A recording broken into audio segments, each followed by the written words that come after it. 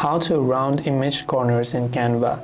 If you want to round the image corners in Canva, because in some cases you might need rounded corners instead of the sharp corners, for this you don't need to have Canva Premium. Even on the free version, just like me, it will be possible. So let's say this is a random image on Canva, you want to round the corners off. All you have to do is select this image and you'll find this little round icon that says corner rounding from the top. So you just want to select that and just drag this to how much corner rounding you want. You can also set a custom value just by entering the numbers in decimals, and once then you'll be able to set. You can see the rounding has been enabled as to how much round that you actually want. So this way you'll be able to enable corner rounding on Canva. I hope that this video was really helpful. If you have got any further questions, feel free to leave them down in the comment section below. As always, thank you very much for watching till the end of this tutorial, and as always, see you soon in our next video.